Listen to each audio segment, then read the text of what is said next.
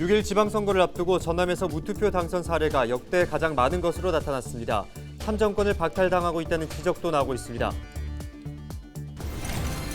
한국형 발사체 누리호의 2차 발사가 이제 한 달 앞으로 다가왔습니다. 고흥나루 우주센터의 준비 상황을 살펴봤습니다. 전남도가 도민의 건강과 재산을 보호하기 위해 오존 경보제를 시행합니다.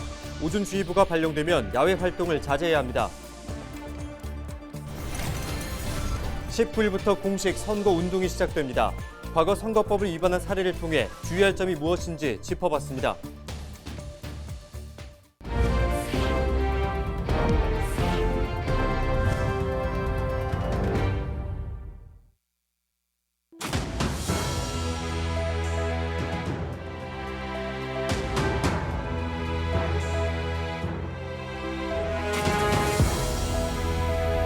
여러분 안녕하십니까? 헬로TV 전남 뉴스입니다. 지난 13일 6일 지방선거 후보자 등록이 마감됐습니다.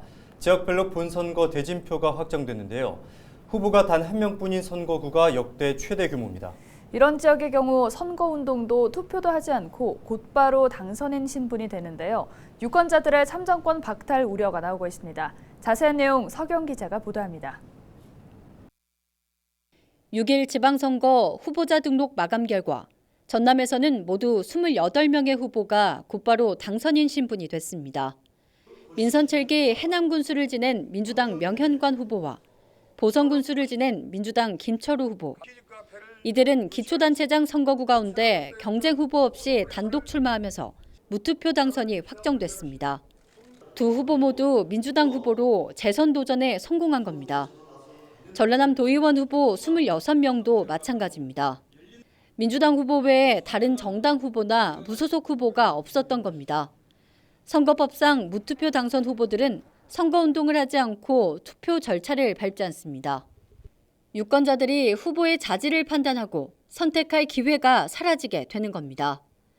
민주당 공천장이 곧 당선장이 되는 비상식적인 선거구조.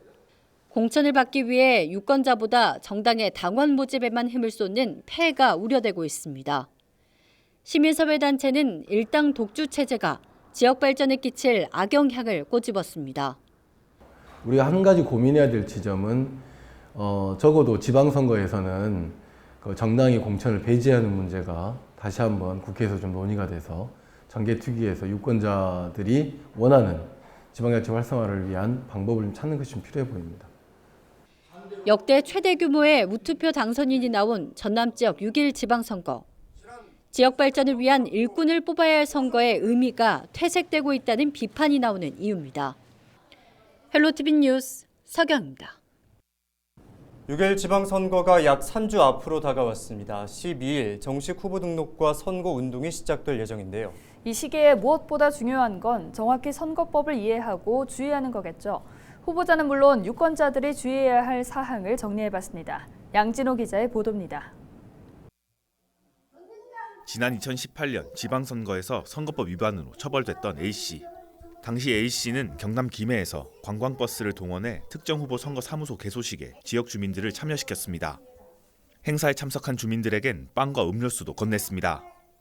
결국 A씨는 사전 선거운동 및 제3자 기부행위 등 선거법 위반 혐의로 벌금형을 선고받았습니다.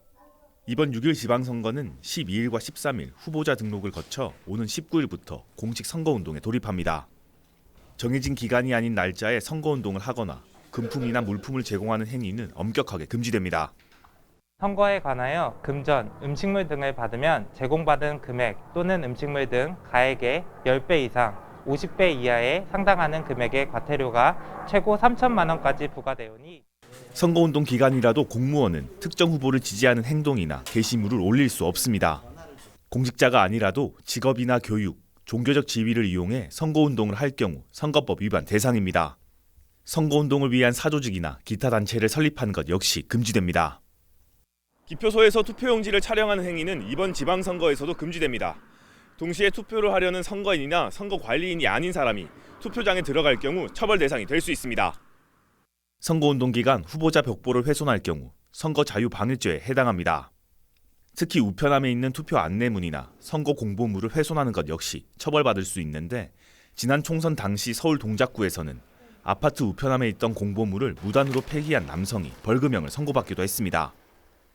우리 위원회에서는 지방선거인 만큼 공무원의 선거 관여 행위, 비방, 허위사실 공표 등 흑색 선전 행위, 지역 토착형 불법 행위 등 중대 선거 범죄에 대해서는 적극적으로 대응할 예정입니다. 자기 자신의 투표용지를 훼손하는 것도 처벌 대상입니다. 실제 광주지법은 지난 총선 당시 광주에서 자신의 투표용지를 찢어버린 남성에게 선거사무 신뢰성을 훼손했다며 벌금형을 선고했습니다. 개인정보보호법도 강화됐습니다. 이번 지방선거부터 선거 문자를 보내려면 반드시 유권자의 동의를 받아야 하고 개인정보를 알게 된 경위를 문의할 경우 이를 즉시 알려줘야 합니다. 출처 요구에 응하지 않거나 불성실하게 대답할 경우 3천만 원 이하의 과태료가 부과될 수 있습니다. 헬로티비 뉴스 양진호입니다. 네, 앞서 보셨듯이 정말 여러 가지 선거법 위반 사례를 확인할 수가 있었는데요. 네. 최근에는 방송이나 신문 등의 매체가 아닌 유튜브를 활용해 허위 사실을 공표하는 경우도 처벌 대상에 포함됩니다. 네, 맞습니다. 시간이 지나면서 선거운동의 양상과 방식도 점차 다양해지고 거기에 맞춰 제한되는 행위들도 늘어가고 있습니다. 네, 몇몇 지역에선 벌써 200건이 넘는 선거법 위반 신고가 접수됐다고 하는데요. 모두가 선거법을 잘 숙지해서 이번 지방선거가 보다 깨끗하고 투명할 수 있길 기대하겠습니다. 계속해서 다음 소식입니다. 진보당 순천시 의원 후보 6명이 합동 출마 기자회견을 열었습니다. 진보당 순천시 위원회는 일당 독주 체제를 이어가고 있는 민주당을 견제하기 위해 강력한 야당이 필요한 시점이라며 순천의 제1야당이 될 수 있도록 힘을 실어달라고 호소했습니다. 진보당 순천시 의원 후보는 문영미 순천시 비례대표와 유영갑, 김준희, 김재진, 최미희, 이현숙 후보가 출마했습니다. 전남에 하루 코로나19 신격진자가 1,255명으로 집계됐습니다. 전남은 16일 하루 동안 강제인 7명을 제외한 21개 시군에서 각각 두 자릿수 넘게 확진자가 나왔습니다. 코로나19와 관련된 사망자는 1명이 증가한 432명으로 집계됐고 위중증 환자는 20명으로 나타났습니다. 네, 지난해 10월 한국형 발사체 누리호가 발사되면서 이른바 K우주시대의 서막을 알렸습니다. 하지만 당시 궤도 안착에 실패하면서 발사는 아쉽게 실패로 마무리됐는데요. 이제 2차 발사가 한 달 앞으로 다가오면서 고흥나로우주센터는 더욱 분주해졌습니다. 김신혜 기자의 보도입니다. 2021년 10월 21일 오후 5시 순수 우리 기술로 개발한 첫 번째 발사체 누리호가 고흥 하늘 높이 솟아올랐습니다. 정말 그 말로만 듣던 순수 우리 기술로 만든 우주 발사체가 발사되는 그런 역사적인 순간을 보니까 정말 흥분되고 직접 이렇게 눈으로 볼 수 있는 발사 광경을 볼 수 있는 이런 기회가 좀 더 많아졌으면 좋겠습니다. 누리호는 1, 2단 분리와 3단에 탑재된 모형 위성 분리, 그리고 목표 고도 700km에 도달하는 데까지 모두 성공했습니다. 하지만 3단에 달린 액체 엔진이 목표보다 46초 일찍 연소되면서 궤도 안착에는 실패했습니다. 그로부터 7개월, 2차 발사가 한 달 앞으로 다가오면서 고흥 나로우주센터는 더욱 분주해졌습니다. 한국항공우주연구원은 지난 발사 때의 문제 원인 분석과 보완, 실증 작업까지 모두 마쳤다고 밝혔습니다. 3단에 대한 지상시험이 마무리된 건 올 3월 정도로 보시면 되고요. 1단과 2단은 그 1차 발사 때 문제된 부분이 없었기 때문에 최종적인 엔진 시험과 단 시험을 정상적으로 수행을 해서 그 조립 과정을 진행을 했습니다. 그래서 이미 1단과 2단은 작년 말 정도에 누리호 1, 2단의 조립과 단 연결도 끝난 상태. 2차 발사 때 실릴 실제 위성도 16일 나로우주센터에 도착했습니다. 1차 발사 때는 순수하게 이제 발사체 기능을 보기 위해서 저희가 위성 탑재체 부분에 무게만 맞춘 위성 모사체를 실어서 발사를 했고요. 2차 발사 때는 실제 한국형 발사체가 위성을 궤도 투입에 성공적으로 투입할 수 있는 능력을 갖는지를 확인하기 위한 소위 검증 위성이 실립니다. 이제 남은 건 마무리 조립과 최종 점검입니다. 앞으로 나로우주센터에서는 2주 동안 위성 자체 점검이 진행되고 3주차에는 누리호 3단과 위성 조립이, 발사 직전 주에는 1, 2단과 위성이 탑재된 3단이 최종 조립될 예정입니다. 많은 국민들의 이목이 집중되는 가운데 한국형 발사체 누리호는 다음 달 15일 다시 한번 고흥 하늘 위로 솟아오를 예정입니다. 헬로티비 뉴스 김신혜입니다. 전남의 한 대학교 학생회장이 같은 학교 학생을 성추행한 혐의로 경찰 조사를 받고 있습니다. 경찰에 따르면 5월 초순 대학 축제를 준비하던 학생회장 A씨는 축제 프로그램과 관련해 여학생 B씨와 이야기를 나눈 뒤 자신의 원룸으로 데려가 강제 추행한 혐의를 받고 있습니다. 경찰은 피해를 주장하는 학생 B씨를 불러 조사를 마쳤으며 조만간 학생회장 A씨를 피의자 신분으로 조사할 방침입니다. 이와 함께 원룸 주변 CCTV 영상을 확보하는 등 추가 조사를 이어갈 계획입니다. 전남도가 오존으로부터 건강을 보호하고 재산 피해를 최소화하기 위해 오존 경보제를 시행합니다. 오존은 일사량이 많고 풍속이 약한 여름에 주로 발생하며 오래 노출되면 호흡기와 피부 등에 피해를 입을 수 있습니다. 오존주의보와 경보는 문자 메시지로 전달되며 발령되면 야외 활동을 자제해야 합니다. 올해 오존주의보는 지난달 18일 여수에서 가장 먼저 발령됐으며 한 달 만에 13회 발령됐습니다. 새 정부가 편성한 추가 경정 예산에 해양수산 분야 예산이 대폭 감액된 것으로 나타났습니다.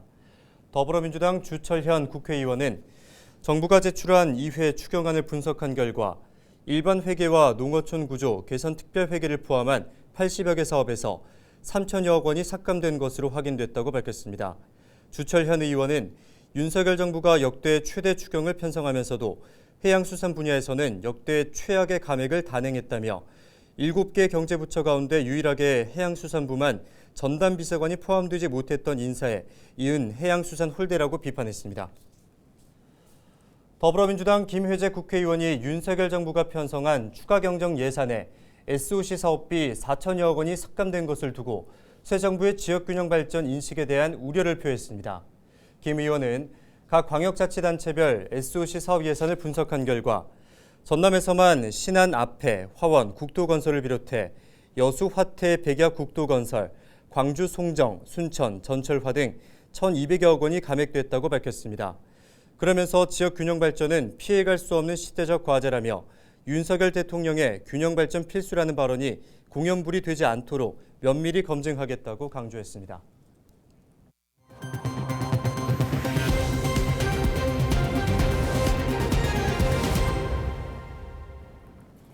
고흥군 녹동항 앞바다에서 50대 관광객이 떨어져 경찰이 긴급 구조에 나섰습니다. 여수해양경찰은 17일 새벽 4시 30분쯤 녹동항 바다정원에서 사람이 물에 빠졌다는 신고를 접수한 뒤 구조대원을 급파해 인근 병원으로 이송했다고 밝혔습니다. 익수자 A씨는 생명에 지장이 없는 것으로 확인됐습니다. 경찰은 A씨가 지인과 술을 마신 뒤 부둣가에서 발을 헛디뎌 떨어진 것으로 추정된다며 부두와 선착장에서 각별한 주의를 기울여달라고 당부했습니다.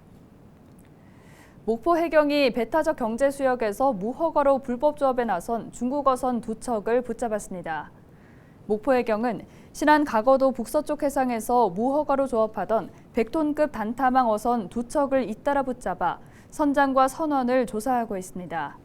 해경은 검문 검색 과정에서 배에 실린 어구와 어획물을 확보하고 선박을 목포 전용 부두로 압송해 무허가 조업에 나선 경위를 파악하고 있습니다. 5.18 민주화운동 42주기를 맞아 광주와 전남 지역 곳곳에서 추모 행사가 열립니다. 목포에서는 18일 오후 3시부터 극단 갯돌이 참여한 가운데 5월 버스 순회 프로젝트가 운영되고 80년 5월 당시를 생생하게 재현하는 순회형 퍼포먼스를 선보일 예정입니다.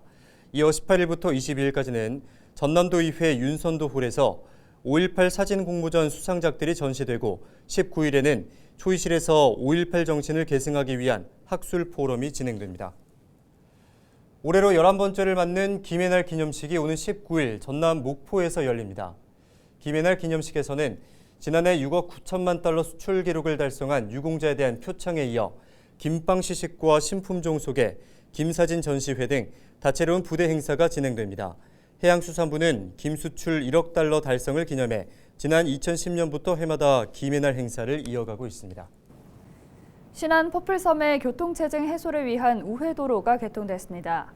신안군은 사업비 21억 원을 들여 2km에 걸쳐 도로를 새로 개설하고 4에서 6m 규모의 폭을 갖춘 대형 버스 정차 구간 5곳도 조성했습니다.